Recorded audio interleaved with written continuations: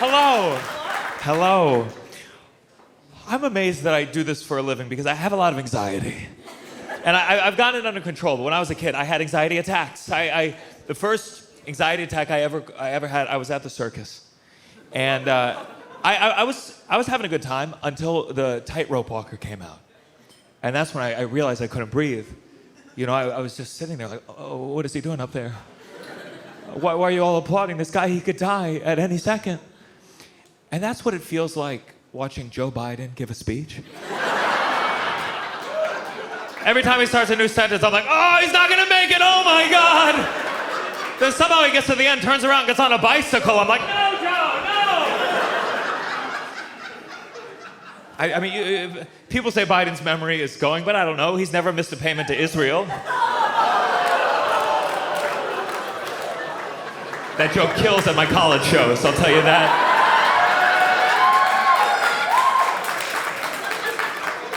Who knows? Trump was convicted. I feel bad. It's going to be so hard for those cops to arrest the guy that they voted for. I think it's just going to help Trump. I don't think it's looking good. I tell my Democrat friends, like, you know, get ready, because this January 6th, it's your turn. And you know they're going to do it, but they're not going to storm the Capitol dressed like Vikings. They're going to knock dressed like they're in the musical Cats. Just like, may I shit on your desk, Ted Cruz? People are bummed that it's Biden versus Trump again, but I just realized I have a bunch of jokes from 2020 that just became relevant. I feel like Jay Leno of Monica Lewinsky blew Clinton one last time. I was criticizing Biden to a friend of mine, and he said to me, he said, look, I'd vote for the Democratic nominee even if it was Adolf Hitler. Which is weird, because I didn't ask him that. That's like if you said to someone, would you rather kill your mom or your dad? And they're like, I'd rather kill my dad even if I had to fuck my mom. And you're like, whoa! You made it worse. You made it worse and revealed something about yourself. His wife is even more intense. His wife walks around with a t-shirt that says, I'm a Biden bitch. Even when we were at a civil war, no one wore a petticoat that said, I'm a Lincoln whore. Guess what, both those jokes? 2020.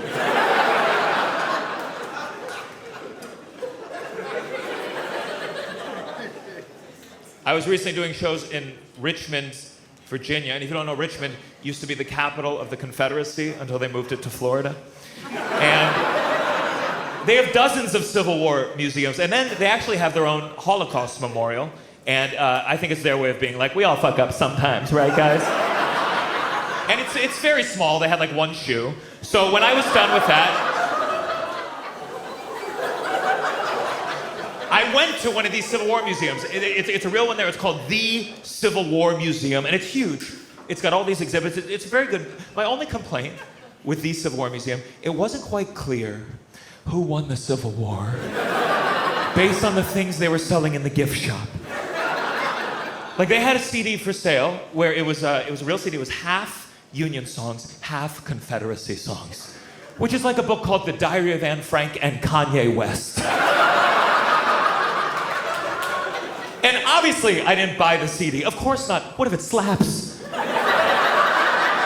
What if the Confederacy had some real bangers in the can? That's like when R. Kelly comes on an old playlist and you're like, I cannot listen to this without headphones, that's for damn sure. Because no one's gonna believe me if I'm like, I like the Confederacy, but only for the music, I swear to God. Do you think R. Kelly is ever sitting in his prison cell and hears Michael Jackson come on the radio and is like, if only I could have danced a little better?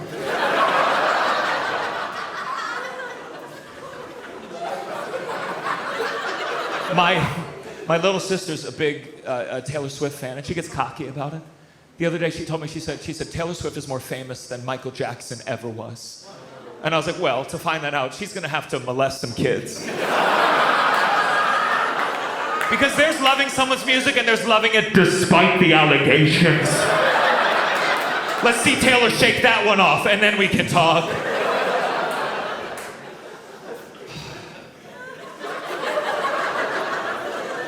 I was watching a YouTube video a couple months ago called How to Correctly Eat a Mango. Because I'm done fucking around.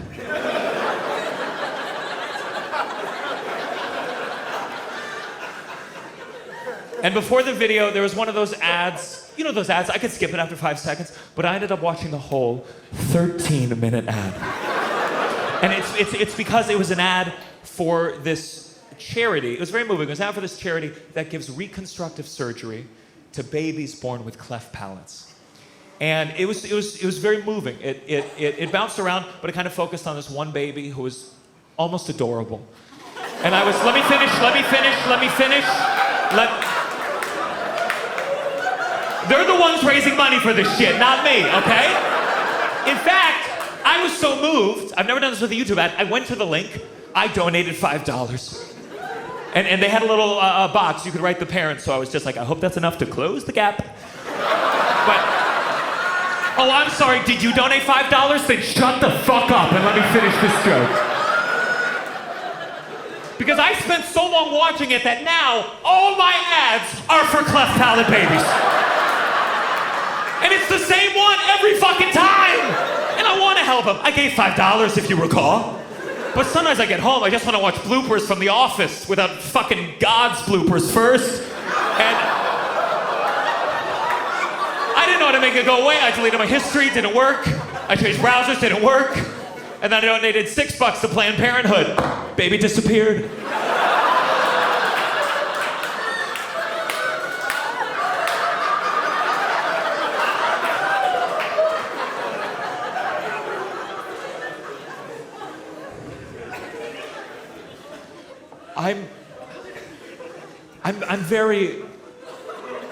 I'm very pro-choice, anti-baby, whatever term you prefer.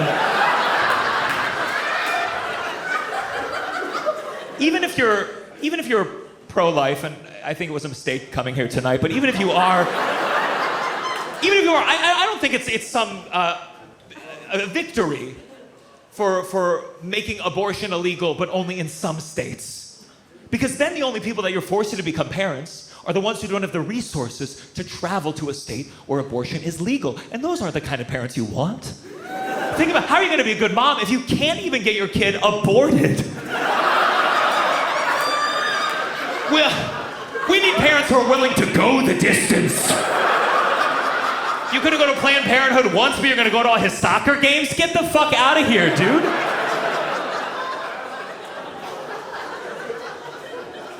I think it's backfired on pro-lifers. Because, like, for example, if you're now, after Roe v. Wade got overturned, if you're a member of the US military and you want to get an abortion, but you live in a state where it's illegal, the government has to reimburse you for travel to a state where abortion is legal. I mean, back in the day, you had to go all the way to the Middle East if you wanted to kill a baby on the government's dime.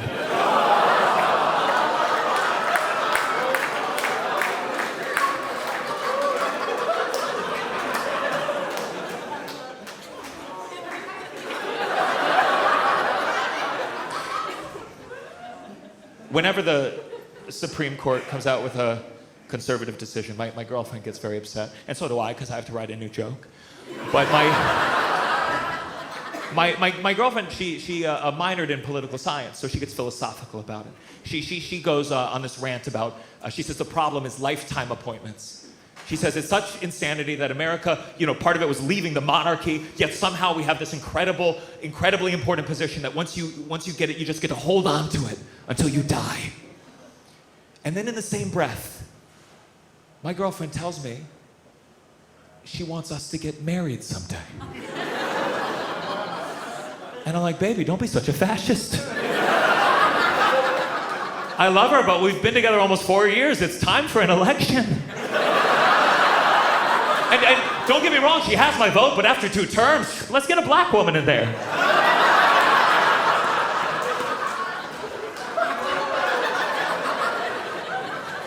Give me 4 more years, okay?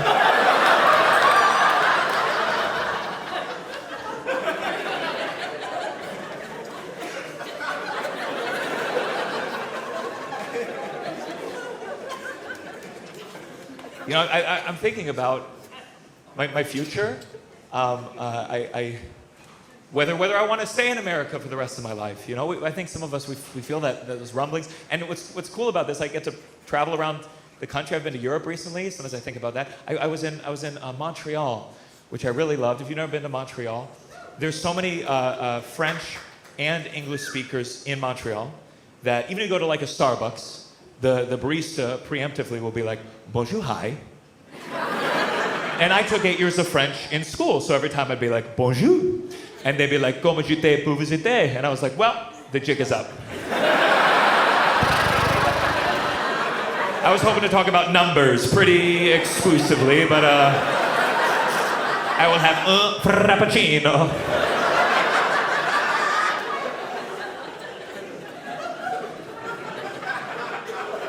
I get jealous of Canadians. I get jealous of Canadians because they have universal health care. We just have Mr. Beast. We all know him by now, famous YouTuber. He made that video, Mr. Beast. He found 1,000 blind strangers and gave them free corrective eye surgery. Because our healthcare relies on the Willy Wonka system. Have you seen it? It's very moving. It's basically 1,000 people crying because the first thing they have to see is Mr. Beast.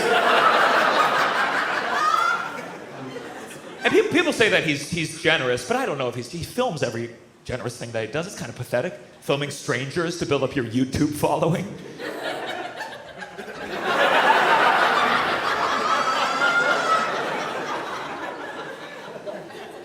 I just don't think it's a good deed if you film it. You know what I mean? It negates the generosity. If you give a lot of blowjobs for your OnlyFans, you're not generous. You're not. You're a public school teacher, and that's okay.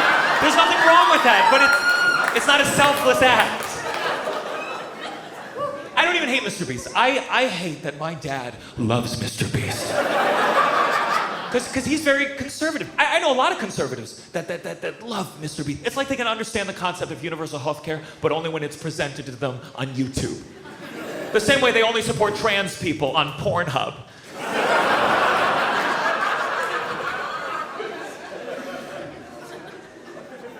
I am a trans ally, of course. I actually ran to my old college roommate at the airport. I found out that they had recently transitioned. And I was thrilled because I had forgotten their name.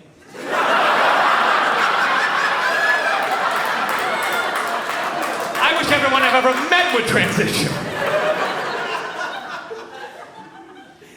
I have progressive views, but that doesn't mean I'm a good person. Liberals make that mistake sometimes.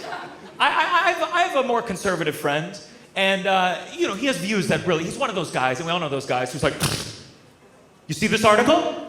No, a trans woman played volleyball, made a little girl explode. And I can't stand that shit, because the kind of guys that complain about trans women playing women's sports are the same kind of guys that told guys like me in high school, you run like a girl, you throw like a girl, and now they're mad because some of us followed through. But I will say, in his defense, he is a wonderful human being, better than I could ever imagine being. I'll tell you a story. Once, me and my conservative friend, we were walking down the street in New York City. In front of us was walking a woman in very high heels. As far as I could tell, she was trans. Now, at some point, this woman, she tripped on her right heel. She fell into the street right as a bus was approaching. And my conservative friend ran into the street, scooped her up just in the nick of time, helped her on her feet, sent her about her way, and then he turned to me and was like, that's why men shouldn't wear heels. It was a lot of things all at once. And I want to be clear, I think it's a shitty thing to do. But if I had been alone, I would have been like, oh no, she's dead.